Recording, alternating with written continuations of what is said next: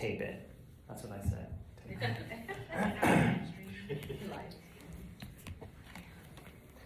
Okay. It's nice to see you all. It's exciting to read here in town again. It's been over a decade since I've had a reading like this in Topeka. There's been a lot of thinking and a lot of writing that's been going on in between that time, but thanks to the library and Caitlin for having me and supporting the idea and getting me on the television a little bit and putting it on social and all that. That's really great. So we're going to start. This book came out about a year ago called Serpent, and it's what we call a chapbook, so it's a short collection of poems. And I thought this would be a good place to start because it kind of introduces a lot of the topics that I talk about in Stand in Old Light. And this is kind of like a very ritual type poetry. It's a little kind of white magic type vibe. So with this first one, it's kind of set the tone for us to kind of think abstractly about emotions a little bit. So this first one is called Clouds. Children know answers to shapes. Without words, they discover corners, sides, curves, how everything fits. Shapes without names persist in decoding clouds and nightmares. Dimples, once at knuckles, find home in the mind, live on as ghost space. Shape air into a sphere, forget its name, recall the infant grip of imagination, crave days full of clouds to fashion, nightmares to mold. And so a lot of these poems in this collection are kind of like provoking that ritual, asking you to do a little bit more than just read, kind of to make a little bit of a journey. I'm not used to talking about poems so much before I read them, but recently I've gotten the advice that I should do that. It makes it more personable instead of me just up here reading. So this is something kind of new for me, so thank you for being here to hopefully enjoy it. So this next poem is kind of about generational storytelling, right? I did that a lot with the documentary I made about my family's deli, Perevsky's, and so that's the idea that kind of lives in my mind, the stories that we want to carry on. But this is more of how we all can do that with other people in our lives. And it's called What Will Grow. Sort the seeds I have left you in piles.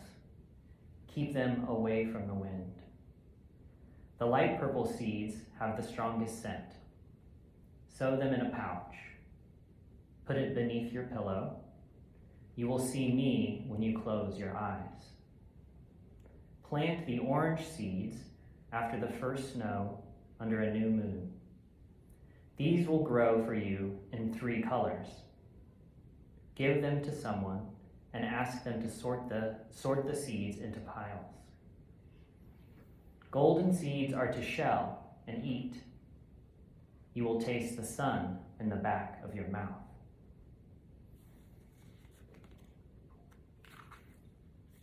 So the last poem from this collection I'll read before we get into Stand in Old Light. This next poem is very much about, it's kind of like trying to get rid of a secret or a memory, right? But then there's a little bit that you want to keep with you, a secret that you want to keep secret. So something that you're trying to hide, but you want to keep a little bit of it for you to remember. It's called Midday Fire. Something is burning. Fire flashes invisible in high shine of the sun. Interlocked like scales, smoke buckles to muscle its way up. Flames seep from the sides.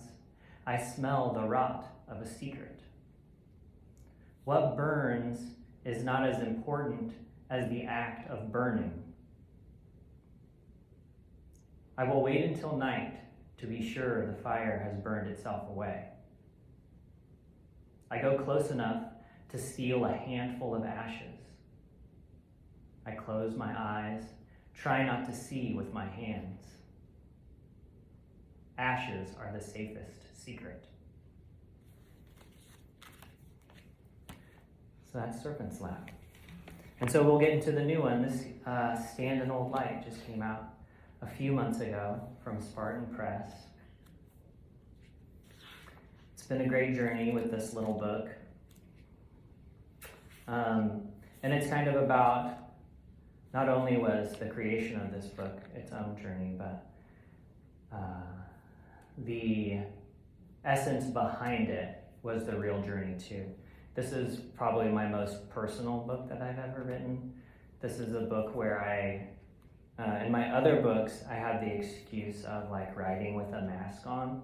So if I had this emotion, I would put it, say, in the person of, say, a woman who hated dogs or something, or like a prairie family trapped in their house during the winter time. I would mask my feelings and emotions through a different narrator. So in this book, this is kind of me finally accepting the capital I, right? And so, yes, very personal. And it's a book about realizations and the journey you take to find the best self that you always wanted to be. And so sometimes that's positive and sometimes that's negative. And sometimes when you make those changes, the people around you respond positively and negatively.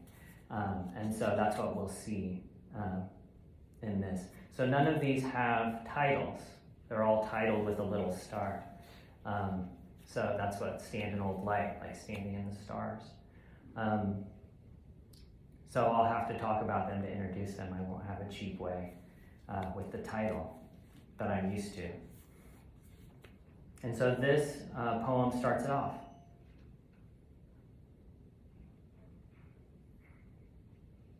How can the horizon be so many lines?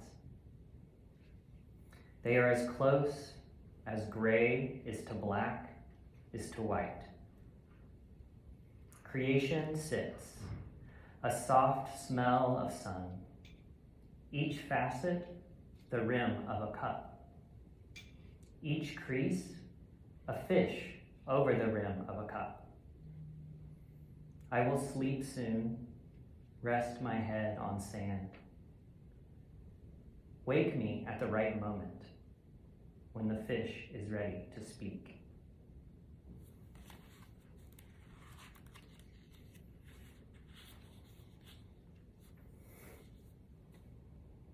And so I talk about creation a lot in this, and the creation is basically talking about the life that you have and what you make of it, and like what your decisions make of that life.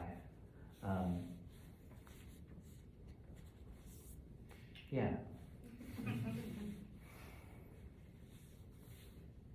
Creation has wings. Today, above the long road, the sun is an oval.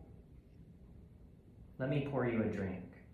Share water between the cups as if it could float in midair.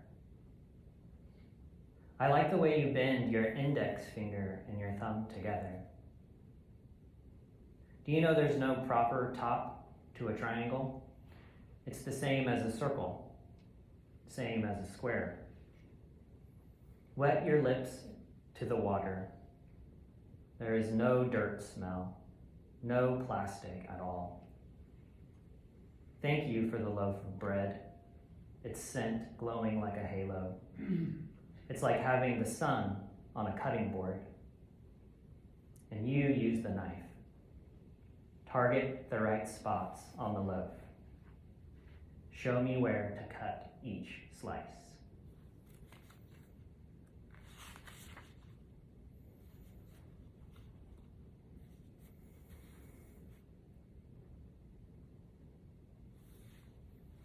So when I wrote this book, it was all very small and concise, and I wrote it and I put it away for a long time. And when I came back to it, I decided to use a tarot deck to help me as a writing prompt to revise and kind of enhance each poem. And so sometimes that's kind of obvious and sometimes it's not. So if you do pick this book up, it's kind of an added layer to look at if you're even familiar with any of those cards.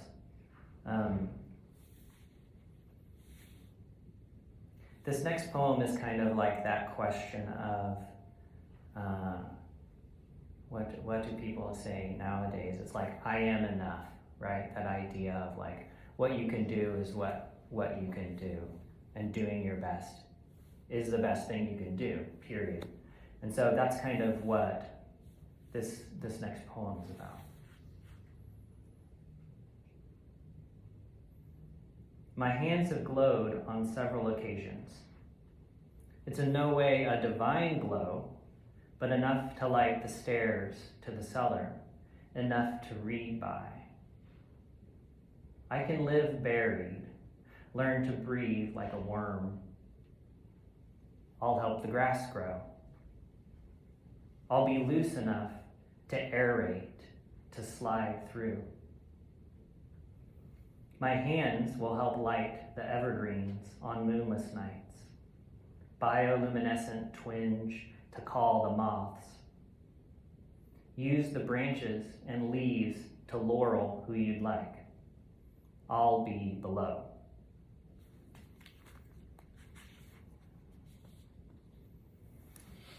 So that was more of a positive look at like what you do with your everyday kind of. And so sometimes it's not that great. So this is very much a poem about the uncomfortableness of change and the negativity that you can notice around you when you start to realize, man, I haven't been doing things right. That's what this one's about. Which should I wear today? Pill face, drink face, sleep face, face, all fit tight. Let's put them together. See noses flattened, ears layered mute, eyes glazed to eyes, so many mouths. This is no face. Beneath, a skull, dry sockets, teeth, waiting for some kind of vision, some kind of skin. And so this book is split into 4 different parts. And so the first part is kind of that realization before you start to make some changes, start to do things differently. So this is a poem about, that poem was about looking at yourself, kind of. This next poem is someone looking at you and kind of dissecting you for what you're doing. Lay my body out. Begin recording incisions. View what has changed from birth. I have been born many times. Each rearranges my insides. Its mush paste sticks, holds fast. Wear a mask, gloves. Recite what you see. Weigh, catalog. Carve me as your sculpture. I'll have my eyes closed.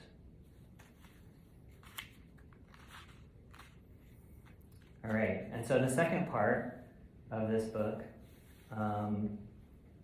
is a journey into the desert. A lot of us know that story. I was talking to someone the other day, and they said to me, aren't you afraid of that being a trope, going into the desert and fasting for this big realization, this big change? And I said, well, I'm not afraid of it at all, because it's a trope, because it works. And that if you can make it interesting enough, then people can relate to a story they already know, but at the same time get something different from it. And I'm also interested in the people who don't make it out of the desert, who stay there. And so I usually say the speaker, but like, of course, when I go to my desert, people stay there. There are people in my life who like stayed in the desert, stayed in that fasting until they weren't around anymore. And so that happens here.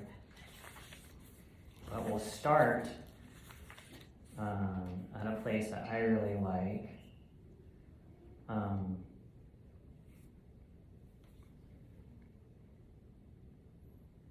So I've written about the sun a lot. I think I've said sun more than anything else so far. So we're going to talk more about the sun. I wish to fight the sun. Glorious battle, heat, radiation, my creation.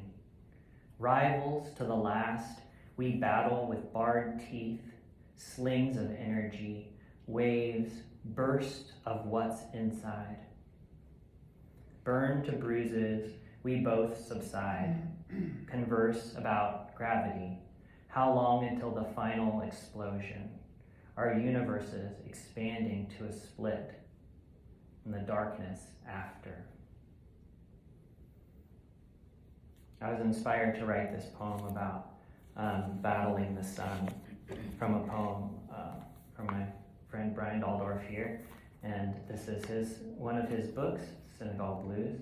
And so I'm going to read one of his poems about battling the sun. And this is called Sunfall. The man is mad at the sun for making him hot. Stop shining, he shouts. Sun does not stop. The man prays to the sun. Oh, great one eye, please close. Still, the sun stares. The man threatens the sun, waving his stick at it. Sun stares back. So the man throws rocks at it. Bleeding, the sun slowly falls. Brian, good poem. And so, thinking more and more about throwing things at the sun and battling the sun. I have another good friend right here, Justin Runge. He also wrote a great poem about battling the sun. I won't be reading that poem today, but I hope someday you all get to see it. But Justin decided to throw everything at the sun, from old cell phones to shoes to satellites. So it's a great poem. But I'm going to read another poem that I discovered after writing that poem, and then after knowing Brian's poem. But this is a poem I knew for a long time. But then, like, you read it and you're like, oh, wait a second, maybe that's kind of where I got the idea too. And some of you might know this poem. It's called Joey. Joey took a stone and knocked down the sun, and whoosh, it sizzled down so hard, and blomp, it bounced in his backyard, and glunk, it landed on his toe. And the world was dark, and the corn wouldn't grow, and the wind wouldn't blow, and the cock wouldn't crow, and it was always night, night, night, all because of a stone and Joe. And that's a pretty well-known poet. Shel Silverstein wrote that book, and Where the Sidewalk Ends. Yes. So much for our side quest there. So I talked about people who don't escape the desert. And so I'm going to read a poem about my uncle who didn't escape the desert. And so I'm playing into the trope again because you're seeing ghosts in the desert and you're experiencing these emotional upheavals. So this is kind of like a visit from, one of the ghosts of Christmas past, right? But instead in the desert and not as happy. And in this book, I speak to a lot of relatives and a lot of encounters because that's what, other than second to yourself, that's what the changes affect the most that you go through and the changes that you make. Uncle, you must not know that you're dead. I can't blame you with a sunset this gradient, shining through you like ice and whiskey. Without separation, how are you supposed to know much of anything? Even I could be the dead one. I could be dead. Give me a sign. Draw a circle in the sand. Conjure the aroma of lilies. Tap that rock to release wine. We lap up the puddles as if elk resting in a glade after outrunning the hunt. You are the one that's bleeding, and a limp finally appearing in the relief of escape.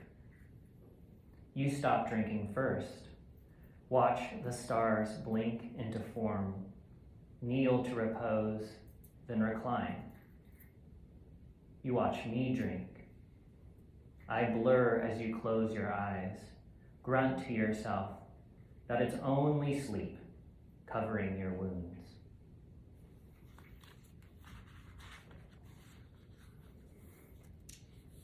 So luckily, I feel like I left the desert. And then,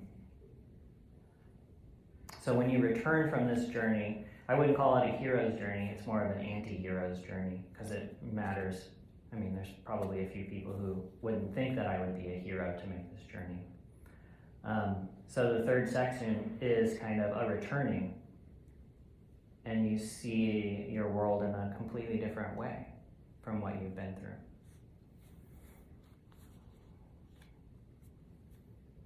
Watch the way existence continues. Sky and stream ripple the same blue. Sprigs fold from limbs to tremble sun and wind. Smoke in the air reminds that it's time to burn, time for ash to rise. What kind of arrows fly through the immovable? What is it that holds us waiting? I tap my foot, begin to chart the length of brevity, how it disregards miles of creation, how it flattens a cloudless sky.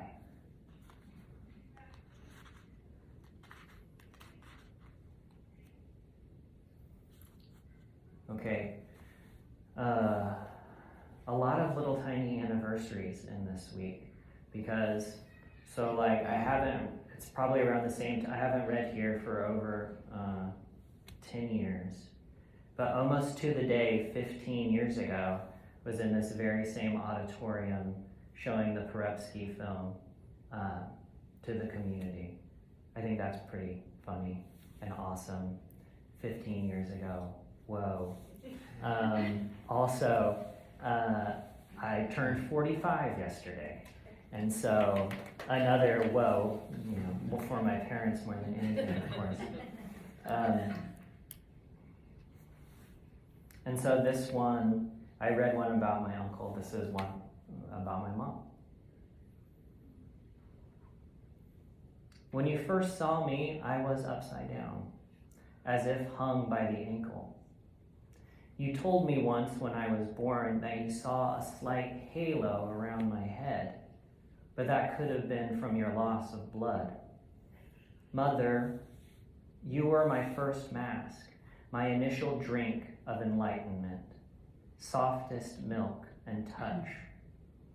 When I was bound inside you, I recall seeing a shine, a muted light glittering the liquids of you to swirl deep, starry, and calm. What if it wasn't the flashlight like you told me? What if it was the closest we have ever been to creation? The timeline branches electric from that point. Mother, unscab my eyes. Help me see the correspondence inside and out.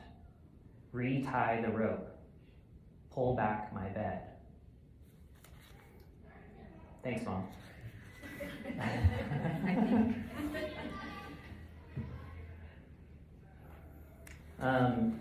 So there are times when you realize that you have to destroy things to make something new, right? That's not a new idea, but sometimes you do have to take down things that you value and love to create something better. And so keeping in mind the tarot too, this is about a tower, so that's a kind of a well-known tarot card. The tower is a gargle of words, each builder's tongue set to fire. Fresh syllables gag in throats, flick off tips. There is no strike of lightning, no fall from great heights. Confusion, walking away, restarting, each begin to gather their own stones, level them for a sturdy base.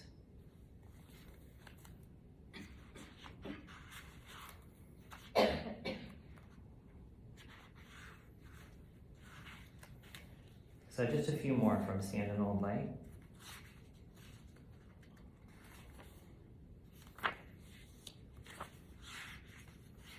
So this last section is kind of like about valuing memory. Kind of like we talked at the start about the burning of the secret but keeping a little bit for yourself. That's kind of what happens at the end of this book, where you start to recognize the value of memory, both negative and positive, for your positive journey. We are a nature collage decoupaged on paper, sealed down slick. Imagine of once growths. A variety of leaves still for the viewing. Magnet it to your refrigerator. Admire it for a short time. Then file it to box storage. Rediscover the plastered arrangements. Admire it moments less. Return it to piles.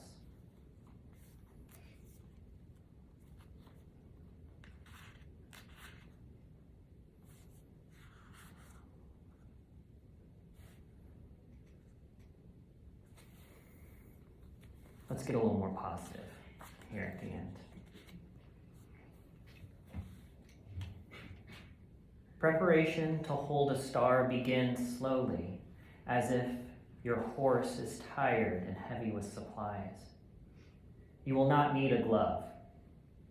Soak your hand in a salve mixed of blue comfrey, orange calendula, water, and scoop the star in your open palm. The light's texture crisp as aged paper. Its glow changes, blends to a sky of rising sun. Creation rests beside you, new skin, quiet mind. Hold it, only for a few moments. View seconds tumble into years. Then gently place the star into the salve and watch the water luminesce. A horizon at the surface glows without end.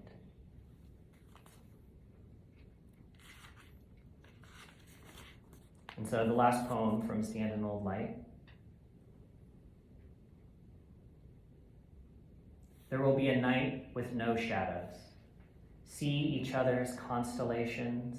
Smell bread almost. Find a pulse of something nearly there. sit, listen alone, and pile the relics. Pack them tight if this night comes again.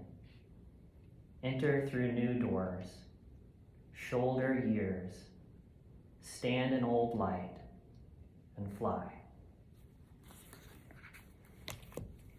So I'm going to read a few more pieces. And so, slowly taking off the mask of writing, it has led me toward nonfiction, writing nonfiction about my life around the railroad.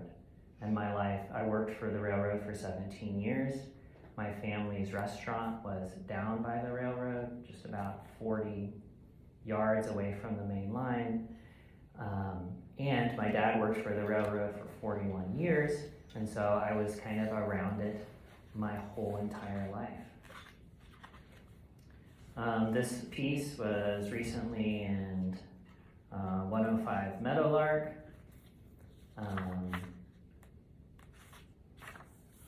And it's called Planting Coins. My grandfather flattened coins on the train tracks between serving customers.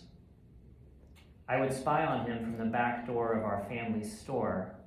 He had a cigar on one side of his mouth, dressed in his butcher's apron and hat, and he placed pennies at regular intervals on the rail. He waved at the engineer as the train passed, cigar smoke mixing in the air with the creosote of the railroad ties. And once the train passed, he stepped up to regard his yield. He gave the coins to the grandkids after we helped dust the shelves or swept up, but he would never show us how he did it. Since the family store was about 30 yards from the Union Pacific main lines, he didn't want the grandkids to get close to the tracks when we played outside, throwing rocks at the crossing signs and exploring alleyways. The novelty of the elliptical shape and flattened facade of the coins were too intriguing. It would only lead us to try and do it ourselves, and the consequences of that could be severe, especially since most of the time, flattening coins didn't work especially well. The weight and speed of the train would drag the coins or push them off the tracks and slip them between the ties and ballast, never to be found. And decades later, I accessed a dependable way to flatten coins once I was hired on to work for the railroad. Operating locomotives by remote control gave me all the power I needed to create these trinkets. When I had a moment between switching moves, I would fish a few coins from my pocket and set them spaced about 6 inches apart on the rail. Then using the small, shoebox-sized remote control strapped to my orange vest, I would toggle the direction and select the slowest speed. The locomotive would grunt to life, bell ringing, valves spurting air, and roll over the coins to produce a series of beautiful, matte-shined, flattened ovals. And when I picked them up, they were so flat that it looked like I was removing a divot from the railhead. The coins were compact to nearly nothing, their artistry a disfigured shadow, but visible enough to provoke the vision of transformation through near destruction. I gave the coins to my kids, explained the process of weight and steel, and warned them of the unforgiving nature of trains with these shiny and distorted tokens.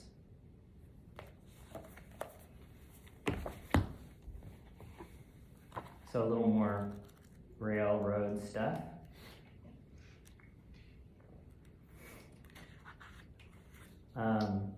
Lucky again, Brian Daldorf chose these to be in the Coal City Review.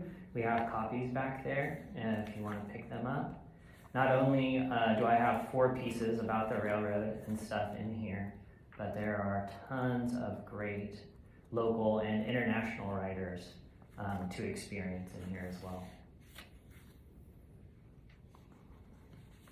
So I'll read 2 more, and then that'll be it. We can talk in the back if you want to, and I can sign some books too. So this one is called, I should probably say, working for the railroad was very,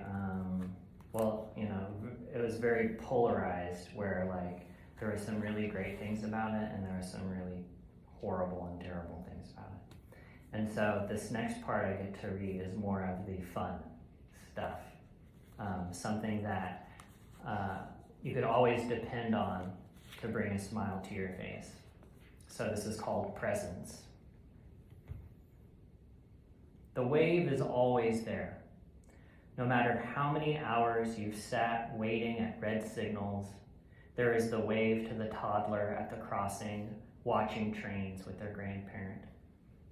No matter how many days straight you have worked and have been away from home, there's always a wave to the family parked in the car, windows halfway down, waiting for you to pass so they can get to wherever they're going. No matter how much non-stop rain or convection-like heat or knee-deep snow that you trudged through, there's the wave to the rail fans and the old-timers to let them know they exist. This wave is the only thing that shows that the train is more than the locomotives and freight and momentum, the one thing that opens the door to nostalgia and romance.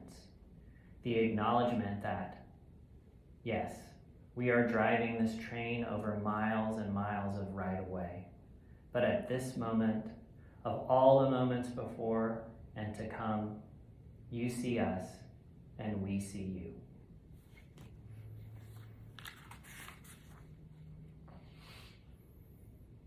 Okay, I'm going to read one more. And so this depends upon you guys knowing a very famous song. And I'm pretty sure that 100% of you will know this song that I'm writing about. Thank goodness. And so this is a little story about my dad. And this is called Midnight Train. Before that night, I had only heard my dad sing in church. Even there, he was in no way a standout singer. He went along with the movement of the songs and the community around him, slow tempo and monotone, closer to humming than pronunciation. But as Mom drove us home from a family wedding dance, Dad belted out Midnight Train to Georgia in the front seat, as if he were one of the Pips himself. The brass bled from the speakers in smooth throbs as Dad recognized the song immediately and turned the volume louder. He had joined in the festivities that night and was still a little buzzed and gleeful, chatting with my siblings and me in the back seat, and Dad's shoulders rose and fell with the rhythm. Dad knew well enough to let Gladys Knight do her thing. He started with, "Too much for the man, he couldn't make it." And each syllable was crisp with intent. "Going back to find." And he swayed and embellished and repeated Gladys Knight like she was a shining ray from a star. And we sat silent, viewing him from the back seat until the song reached the refrain, and then he turned to face us, his eyes closed. "I know you will." And his arms bent, and his arm bent at the elbow with a soft fist rising above his head. "Leaving on a midnight train to Georgia." And Dad's eyes flashed open, almost brightening the interior of the car, and he pulled down with his fist as if clenching an imaginary cord. "Woo woo!" And it was a train call seasoned by, at that time, his 30 years of railroading life. And for the rest of the ride home, we were in Dad's world as he conjured joy from this song of escape and failure, supported only by the salvation of enduring love. one love, all aboard. And his head swayed, lit by the passing streetlights and streaks of darkness. One love, all aboard, on a midnight train to go. That's it.